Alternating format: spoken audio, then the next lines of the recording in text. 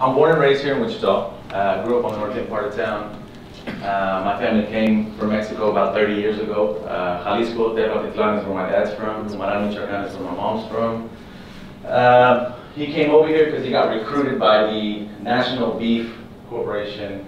They moved over to California, and then from California they moved here to Wichita. He used to work at Excel, and then when Excel shut down, he worked at Farmland. And then now currently, he works at an aerospace manufacturing facility. So as I was growing up, the smell of that meat when he would come home was horrible. It smelled like weenies and bacon. And I told myself I'd never, ever, ever work in the meat factory. All my cousins' dads worked there, and most of my family worked there. And so I just told myself, if that's the life that I'm supposed to lead, then I'm not going to do it. And so I just rebelled. And as a kid, when I was young, got into a ton of trouble. Anything you can think of, I got into it. And realized that, once you make those choices, you've got to be able to kind of man up and take the consequences that come with those choices. So I got put into a situation where I had to literally get down on my knees and pray to God and tell him to please give me one more chance. And if he gave me that one chance, that I would change my life, and I would make sure that I represented change.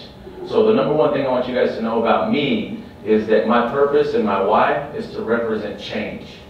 And what I mean by that is, everybody that grew up in the same neighborhood as me, my mother holds up a photo to me every now and then when I go to her house, and she shows me that the heads are circled on every single one of those people that were in my elementary class, and all of them are either dead in federal prison or doing some sort of parole or probation, except for myself. So my head's the only one that's not circled. I was actually the first one who got in trouble. I was actually always a leader. It was very easy for me to manipulate a lot of my homies. It was very easy for me to make them do the things that I wanted them to do. I had a natural ability to stand out and always want to be in the front. The way that I did that was, if we were going to get into something, I was always the one in the front getting into it first, right? If it was the River Fest and there was drones of people about to fight, I was the one in the very front, in front of everybody. I was the smallest, the skinniest, but I was in the front. So I realized that when I got out, because I did get the chance, right? After I cried and prayed and was on my knees and asked, please, please, please. By some miracle, I got out and I was able to be out here, and I changed my life. It wasn't perfect. I'm still not perfect. But I knew that as long as I worked towards trying to be perfect, that I was at least making the effort of trying to be, at that level. I started to realize that I needed to surround myself with individuals that were different. I started to realize that I needed to get out of that same neighborhood because I was not strong enough to be in the neighborhood and not get involved in all the things that were happening in the neighborhood. And that was about 15 years ago. Fast forward, I've been to the White House twice. I've developed mobile applications that have actually saved lives. I've got the director of technology of the White House that calls me on a monthly basis and asks me what's next. I got to shake the president's hand. I got to send a selfie to my dad with me and the president. They actually admitted me into the White House without, super searching me and flipping me upside down. I currently own equity in about 13 different businesses. I'm an investor as well as an entrepreneur. I'm on boards, I'm on panels. If you open up the Wichita Business Journal every other week, I'll be in there. I write journals, 600 words for a couple of different publications all around the United States. I've been to Japan, London, Moscow, San Francisco, New York, you name it, I've been there. And I've been able to travel the world and do what it is that I love to do while still representing change. So today I'm supposed to talk to you guys about social media, which I will get to, and I'll show you a couple of things that I do. But I really wanted to make sure that you guys understood where I came from, because a lot of people think that you have to have accolades, awards, letters behind your name to get to a position to where I'm at right now, where I could walk into a boardroom and I cut a deal for $1.7 million, right? And it took a lot of effort, a lot of hard work for me to get to that type of level. But like I was telling the boys earlier, all I knew is as long as I worked hard, something's got to pan out. They asked me when my break was, and I told them just probably last year I started to really break out. So it took over 15 years for me to get to the level to where I'm at right now, and I still have a lot left to go. I want to buy the Chiefs, you know?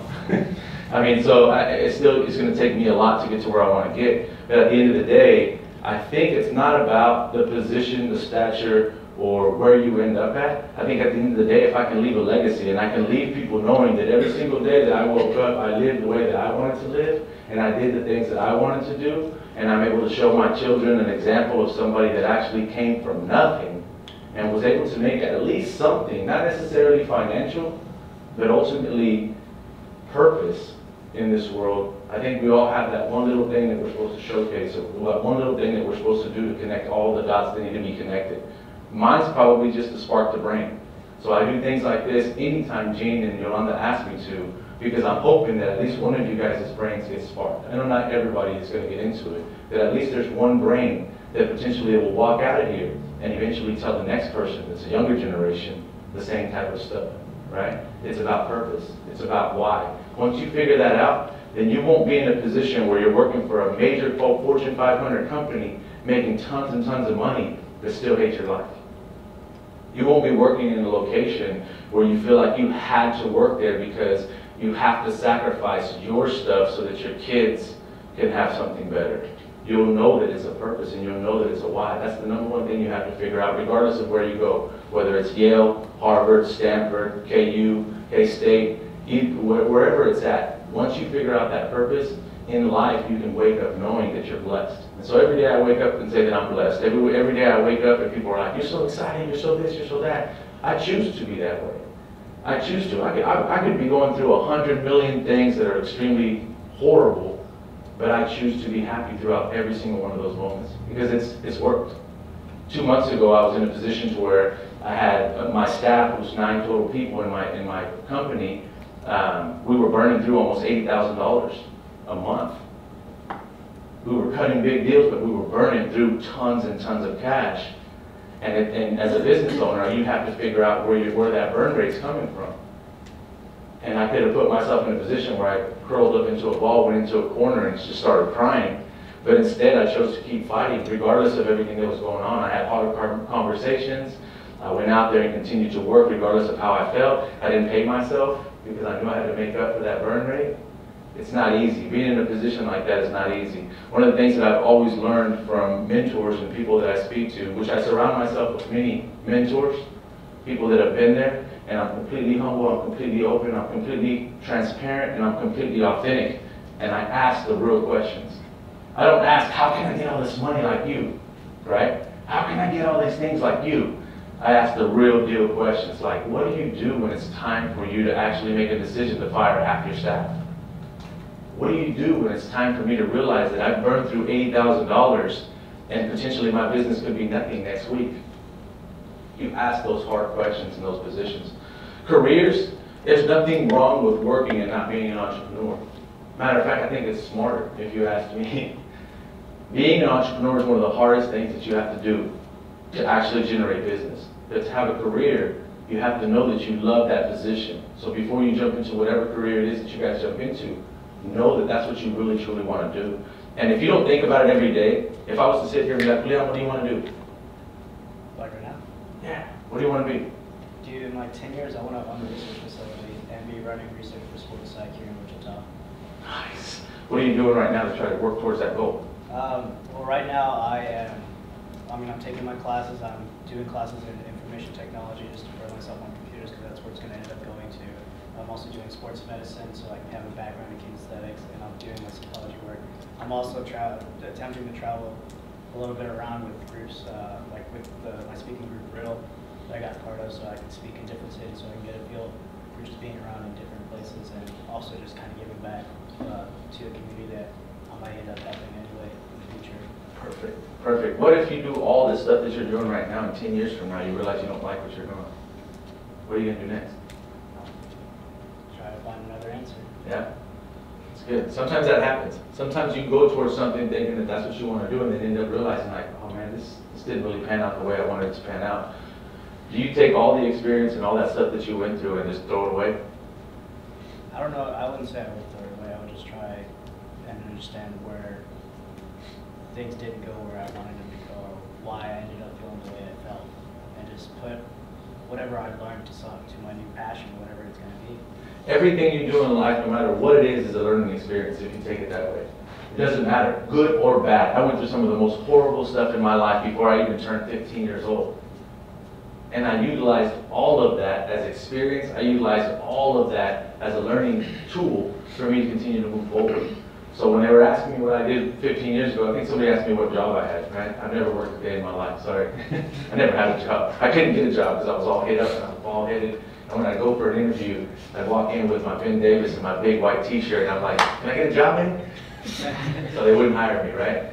But I knew that if they weren't going to hire me, my babies needed diapers, I had to figure something out. I knew I didn't want to go out there and sell crap, right? Or dope. And so like everybody else was doing. And so I chose to come up with different ideas and creative solutions to try to build businesses. And so my number one thing that I did was build a detail shop. I called it Straight Out of Home Detail, and I was detailing cars. And that was the very first business that I ever opened. It actually failed because I hired my business partner and my friend and my homie from the neighborhood who promised that he was trying to change as well. And he ended up taking all the money and ended up getting locked up in federal prison for trying to move stuff with somebody's car.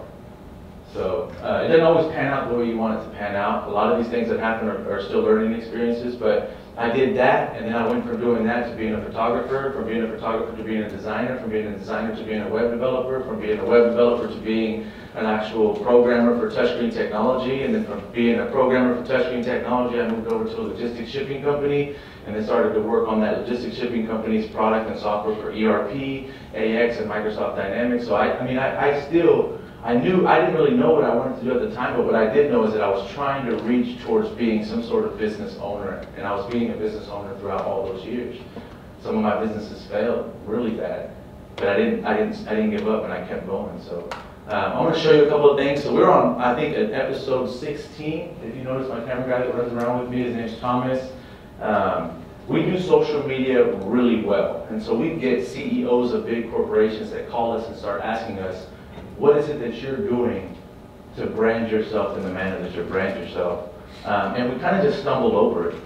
It wasn't like I started Clutch to be a social media company. Clutch is a company that builds mobile applications and software, and we solve problems and make manufacturing processes more efficient with software and technology. So that's what we normally do, but we also brand ourselves really well so the community that we're surrounded by understands that we're out here. Not only the community around us, but we want to go global. So we're not just focused on doing business in Wichita, we want to do business all around the world. And the best tools that you can utilize, obviously, is the interwebs, right? You got all kinds of tools that you can utilize to kind of go through and reach and hopefully get reactions and engagement from millions and millions of people. So I was mentioning to the boys earlier that for me to sit down and cut a deal with a major company like one in town, right now we have a $500,000 deal that's on the table. It's my team against Microsoft, you know? But I'm willing to take that jump. I'm willing to go in there and say, I know I can fix this problem. I know that I have a solution for this. I don't care what those guys are telling you. I can fix this solution for you, and I can do it for a little bit less than what they're doing it for, right? But I'm willing to take that jump. Social media affects all of that stuff, right? If you're trying to get it into a career that's a government agency, then obviously you need to utilize your social media in a different format. Your personal stuff, if you're hiding anything, you probably shouldn't be posting things on your social media that you don't want these agencies to be looking at. Me, I don't have anything to hide, and I'm not looking for a career, so I can show everything, right? It doesn't affect me. But for you guys, what I'll tell you is you have to be careful. Right? You have to be careful if you're looking at and you have a game plan to really truly open up a research institute, then you better make sure that you really truly are paying attention to what it is that you're trying to do with social media. Effectively, it can be a great tool if you use it effectively. If you utilize it for your personal stuff, partying, or whatever it is that happens, just be careful that you're not posting things that you don't want anybody else to see. Because if you do that, every single company that's smart checks your social media. I do it when I hire my staff, and I'm like, oh, this guy probably shouldn't be here, right? Because if you go for an interview and you tell them and you show them exactly what's on your resume, but then they don't know that you smoke cigarettes, and on your Snapchat you're smoking cigarettes, then they're going to consider that a little white lie, right? They're going to consider the fact that you didn't open up the door. Now, they can't fire you because you smoke cigarettes, but if you're in an office that everybody around there is allergic, and then all of a sudden all the people around you's eyes are bulging out, and they find out you were smoking cigarettes, then you have a problem. So social media can be utilized for a lot of things.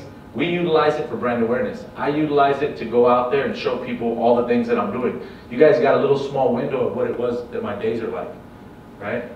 And that was mostly inside the office. So the other vlogs were on 16. All the rest of the vlogs show us outside in businesses, in different locations, in different places, doing different things. But it shows people a window of what it is that I can do. And I can show the global world what it is that I can do, right? I can show the global, customers what it is that we do. So I'd ask you, what do you use Snapchat for? I just see funny stuff. I'm like, hey, check this out. Cool. Yeah, I'm the same thing. Cool. I don't use it on a daily basis. I only use it when I'm doing something cool, like on vacation and stuff. So. But you're probably a watcher, So right? people. You probably watch everybody. No? You don't have it, right? Good deal. How come you don't have social media? There's nothing wrong with it. I'm just saying. Don't have a smartphone. Okay, Just talk through. cool. You know people. That's awesome. Just like to see what my friends are doing. Cool. Friends. Yeah. Like to keep up with them. Yeah, there's nothing wrong. I don't have to. Okay. No? Socialize. Yeah, that's cool. So that's cool. So currently our social media platforms that we utilize in the generation, millennials as well as Xers and everything else, it's our news. So if I was to tell somebody that didn't understand what Snapchat was or what it's used for, it's our news. That's what that social media is. It's our news. It's our way to look at what's going on in the world. Because not only does Snapchat have all of our friends and stuff, but if you swipe to the right, you can also see everything that's going on around the world, right? The Democratic National Convention, the Republican National Convention. I mean, all these people are on Snapchat because they know how many total users there are on Snapchat. So it's extremely important to know that it's the future. It continues to be the future. It started with AOL's dial-up messenger, you know, and then eventually got into MySpace, and then from MySpace it transitioned into Facebook, and then Facebook basically is utilized not as much as, you know, what I would consider Twitter was being used at the time, and then now it's Snapchat, and then after Snapchat it's going to be Yik Yak or whatever the heck comes up. Hopefully I come up with the next one, right? But what's one thing in social media that you guys think that would help your careers if you were to utilize social media? Anybody, any ideas? Kind of creating a brand for yourself, like if you want to put out the idea, like, yeah, I'm a good guy, I'm a humanitarian. Like you're gonna be like, now I'm volunteering here. I like the people. I like it. Things like that. Okay, yeah, that's a good idea. You think a politician could use it? Yeah. They use it on Only when they're Huh? close. Do you guys know that the presidential candidacy in 2008, do you know why it was won? Do you guys know how much was spent on social media digital campaigns? Quite a bit. $47 million is what the presidency spent for them to win in 2008. $47 million. Yes. You know how they got most of that $47 million? Person to person. Yeah, SMS, which is texting, as well as the actual mobile application that gave you that actual social feed. And they would ask for $2, $5, $10, $20, $50. That's how they made all that money to be able to pay for more digital social campaigns. They spent over, I believe it was $167,000 on Yahoo. Who uses Yahoo anymore? You, oh, sorry. She's like, so they spent $167,000 on Yahoo. They spent over $20 million on Facebook promotional boosts and ads. They spent tons and tons of money on all the smaller stuff that back then was smaller in 2008, like the Vines and the Twitters and the Snapchats back in the day. So if they utilized it and they spent $47 million, then that just currently tells you guys that they changed the industry for television. Television was an $80 billion money generator. $80 billion. That's where everybody back then used to spend all their advertising dollars. Guess where they're spending it now? You know how much it costs for an IGN, a CNN, an NBC, or any of these news stations to be on Snapchat in their little story thing? Take a guess. How much do you think it costs one of those guys to be on there as an advertiser or as a, the show? It has to be. Oh yeah, 20 million. $20 million is what these guys have to spend. So previously, when these news agencies were making, or the media companies were making $80 billion, now all that money is funneling right back into the social media stuff. And they have to pay it because they have to be on there or their business fails, right? Newspapers, the Wichita Eagle here in town just closed down their facility. I mean, they had $175,000 to $275,000 machines that are just sitting there right now, that are probably going to go for pennies on the dollar when they try to sell it. It's showing you that social media is changing the way that we do business as well as the way that we do life in general. How long do you think people spend like this on their phone? All day. The average is 14 hours a day. That's more than half. Think about it. Think about it. How many times do you look at your phone? Let's just say in 5 minutes, how many times do you look at your phone? The only reason I haven't looked at my phone is because I'm up here. But I got Thomas back there telling me, the stuff that's going on.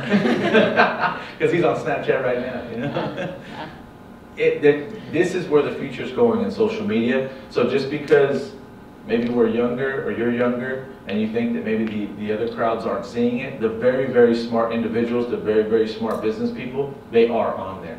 So from the number one thing I'll tell you is, as a career, if you want to go into an agency or you want to go into a position that's pretty high ranking, just be careful what it is that you put on social media, because that stuff could get brought back up later on, right? I think once you get into your college years is when it really starts to, they start pulling that stuff out. That back then they couldn't prove what everybody was doing at these colleges because it wasn't on social media, now. I have a Facebook. See? Sean gets crazy at parties, that's why he ain't got a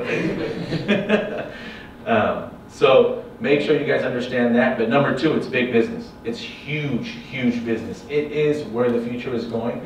I get called from major corporations, like I said, to come in and give them a strategy on their social campaigns. And they're not dropping a couple $1,000s for me to give them the solution for these things. The only reason that I'm continuously using social media, creating blogs, creating content, is because I want to be the master at that stuff. I want to make sure that people understand that I'm the expert in the social media field. Because if I can become that expert, then I can become a part of that business revenue that's coming through there, and I can begin to build up these businesses that I want to continue to build up. So that at the end of the day, when these businesses are built up, individuals that want to get into software development, individuals that want to get into branding and software and things like that, I can provide them positions and jobs so they don't move outside of Wichita.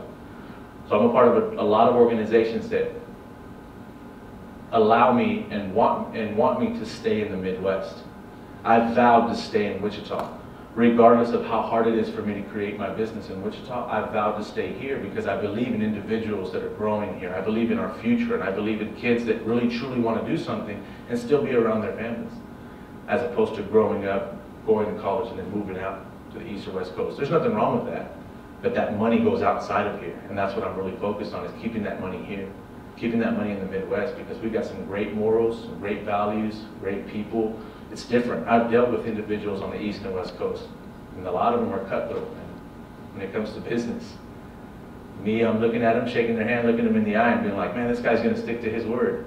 And the contract's got a couple little things in there that really kind of just weren't too savvy. I wasn't too savvy about. So that's why I really want to make sure that the Midwest continues to build businesses, continues to bring up more people, continues to keep jobs here. So that we can show people that, hey, you can do it here in the Midwest as well. We're considered the flyover state. I don't believe that. I believe that if you stop and you take a look at what's going on around you here, there's a lot of opportunity, tons of opportunity. One of the most prominent businesses in the entire world is headquartered here. Actually, two of them. In Wichita. But everybody's going outside of Wichita to try to get better jobs and better things to do and stuff like that. Now socially, I don't know, I can't attest to that because I'm not out there, but business-wise, it's here. So I'll open it up for questions as far as social media or anything. I'm an open book, so you guys can ask me anything you guys want to ask me. There's no question you can't ask me. So go ahead. Where'd you go to school? I started at WATSE. So I went to Wichita Area Technical College when I had that business, the detail business. And then a guy from Fort Hays came to me and decided he wanted to recruit me to go out for the graphic design program they had out there at Hays. But I didn't know when I went to Hays that WATSE wasn't an accredited college. It was a technical college. I knew nothing about college back then. I thought I went to college, I got my associate's degree, I'm great, right? At the end of the day, I realized that when I was over there, they didn't count any of my 2.5 years that I went to WATSE, so I was starting a bachelor's degree program in graphic design from the ground up. And I had moved me and my wife and 2 kids out there and was struggling going through school, trying to pay for diapers and things like that, while still being a freelancer in design. And ended up just leaving Hays because I stayed there for 2 years, and what they were teaching me, I was too ADD all over the wall, so I came back to Wichita and I finished at Friends University.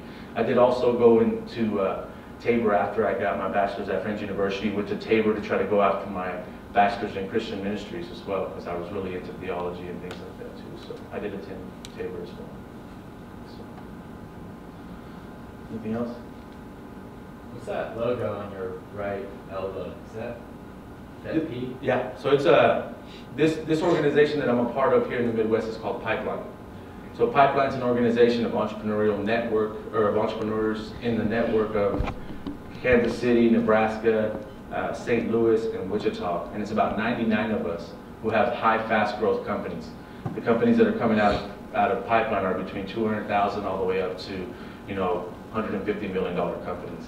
But we're kind of like a frat. We're kind of like together. Every day we talk. We're on WhatsApp, and every single day we're sending each other stuff about what's going on in the business. So I've got people that I bounce all my ideas off of, and Pipeline's the organization that we're a part of. We're funded by the Kauffman Foundation in Kansas City. So they basically want us as entrepreneurs to stay here. They don't want us to leave, which is, like I said, that's why I'm about to stay here. So that's what that is. It's Pipeline. There's a video online if you go to Vimeo that tells my story, and they recorded a documentary. We're going out to Seattle to shoot a bigger project for one of these major companies and stuff, because they've seen that video. So, but yeah, it's Pipeline. You can look that up too. So I don't have any social media. Is it bad, like when I apply or like? No. No, by no means. No, it's actually. I mean, you just. There's nothing wrong with that. They might ask you, and you might feel kind of awkward because you have to answer that you don't have it, but you can just say, choose not to be on social media. There's nothing wrong with it. It's actually good because you're not sharing anything. So, a little bit more mysterious. What would you say is your greatest accomplishment so far? My kids. Yeah, so I've got 7 children. Yeah, I've been married for 15 years. Yeah, so for 15 years, I've got 7 kids. My greatest accomplishment is my kids. I live and breathe and work as hard as I can possibly work for them. There's nothing else that would have gave me the ability to change my ways. When I see my daughter's big brown eyes, I was over. It was done. I couldn't do anything else besides know that I had the responsibility of making sure that she's happy. And so, like today, she's going to be in a quinceañera, and she was getting her hair fixed by all her little friends this morning, and I was kicking them all out of the way when I was walking out of the door, telling them they better not be talking to boys and all that stuff. But my kids, that's the most greatest accomplishment. That, and then right after that, I mean, if I had to pick from a business perspective, it's going to the White House, because I actually got to. So like when I was younger, I got into so much stuff. My house was getting shot up probably on every weekend. Right? I grew up in the 90s, so it was gangbang central, and so my dad had to go through all that. My dad, I never realized how much he sacrificed for me. I never realized that he had to cross the border the way he did, and then he had to have his head down when people were talking to him, because he was feeling like he wasn't. He just felt like he wasn't worthy enough to be able to talk to these people that had higher positions and that were wearing ties, And so to be able to call my dad and say, hey, I'm at the White House, I'm about to meet the president, And it's thanks to you that I'm here because you sacrificed your entire life so that I could be here. That's one of the biggest accomplishments in business that I could actually give back to him. Because he had to deal with picking up his entire life from here and selling the house and just to pay for an attorney so that I could actually be free when I would spit in his face, you know, when I was younger, you know. And so that for me to be able to have shown him that, I got blessed and I got lucky enough that something didn't happen to my dad, like a lot of people that I know, right? That I wasn't able to show him, that looked at, I did change, and look where I'm at now. And he's beyond proud of me. And he had never said he was proud of me. He had never told me he loved me, and that day he did. And so it's huge. I mean, it's kind of what I longed for forever, man. So that's a big, big accomplishment for me. So in the White House, I mean, it wasn't that cool, you know. But the fact that I got to do it was really cool. The food was nasty. All right, anything else? It was like some, you know how they do these chicken things and they put stuff in the chicken? I don't know, man. It's just like a real nice plate with a bunch of forks. There's nothing wrong with that. I'm just saying that for me, I just couldn't figure out what to use. They had like 15 forks and 15 spoons, and I have never got taught the etiquette to figure that stuff out. Next time it's like, hey, press, it's just something, right? Like, just let's say a taco truck. I know they're gonna love it. Yeah, something, man. So maybe it's because I was nervous too. So. Anything else? Raquel Satai. Raquel from. Kale's good. Oh yeah, decent. Yeah, she's amazing. Also from Newton. Raquel is amazing. She's one of the only people that believed in me. So I moved out of town and moved to a place called Newton. She's one of the only people that believed in me when I was there with my bald head and I opened up one of my first businesses in Newton. She took a chance on me, man. It's been amazing ever since. And she's a great example for any of you, I mean, girl or boy, going through a tragedy and still keeping your head up and still continuing to move forward. She's phenomenal. So if you do, she's on all kinds of social media too. So you can check her out. Spoke the same way about you. She's amazing, man. Yeah, She's she amazing. I love her to death. Her and her husband Jason and that kid, they're amazing. So. But thank you guys very, very much for letting me be up front. There's nothing different about me being in the position that I'm in right now that you guys can't accomplish. I mean, you guys could do the exact same thing tomorrow. It's just about making sure that you guys stick to the course, make sure that you don't let anybody else tell you what you should be or what you shouldn't be. Make sure that you have goals, make sure that you understand what you want to do, and then just go for it. Whatever it is you can accomplish it, I'm telling you. And it's not just, I don't like the motivational aspect of it. I like the being able to come and say, look at me, man, where I came from, the things that I was doing, and now look where I'm at now. And all I did was just make a decision to change.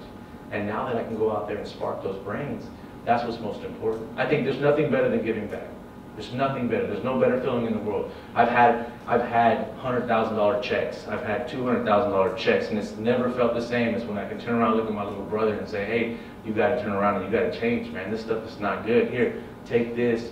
This is a book that you can read. I mean, giving back is the most important thing that you could ever do in your life. You won't get no other feeling like that in the world. And I've got some of the best individuals and some of the best people that I'm surrounded by that actually do this every single day. So you guys should know that you guys are completely blessed for being around these individuals that are here. So thank you guys very, very much. And if you have questions or anything, I'll still be here. So I didn't know how long you wanted me to go. No, you're fine. Okay, You're fine. good deal. Is there any other questions? We have time for a few more You were questions. gonna if start there's the any. vlog thing next. Yeah. You will. It'll take a couple of interviews too afterwards if you guys want. So that we can get you guys on there. So if you got your business, be ready. Good deal. What is that new panel you were going to be on that you were talking about? Oh, that's right. Any entrepreneurs? So I'm on the panel for Cox Business Get Started Wichita. So if you guys go online and look up Get Started Wichita, you'll get the ability to pitch your idea in front of probably 500 people. But I'll be one of the judges on the panel. So it's me, Scott Redler. Scott Redler's the owner and founder of Freddy's Frozen Custard. It'll be Wayne Bell, who's one of I think he's the president of the SBA. And then it'll be John Dasher, the president of the E2E. Is that on August 25th? Yes, sir. Yep. See you then. Nice. Make sure you sign up. Make sure if you're an entrepreneur, you guys sign up. And then if you've got any ideas or you got anything that you still need to ask me that you didn't want to ask in front of everybody, I'll be here for a little bit longer too. So. What's the name again? Get Started Wichita. It's by Cox Business. So I think Cox Blue is the website. So go to coxblue.com and you'll find that stuff right there. I have an email, if you're interested, let me know and I can forward it to you. Sweet. Yeah. Oh, okay. Nice, nice, yeah. There'll be tons and tons of stuff. Entrepreneurially, if you guys are interested in being in entrepreneurship or you just want to hear about it, there's tons and tons of stuff that I'm involved in here in town. So I co-founded the 1 Million Cups organization. I don't know if you guys know about that. The 1 Million Cups organization is pretty big. The E2E, I've helped out with the task force to actually start with the E2E and all these other different entrepreneurial things that are happening. I've got my hands in them too. So thank you guys very much.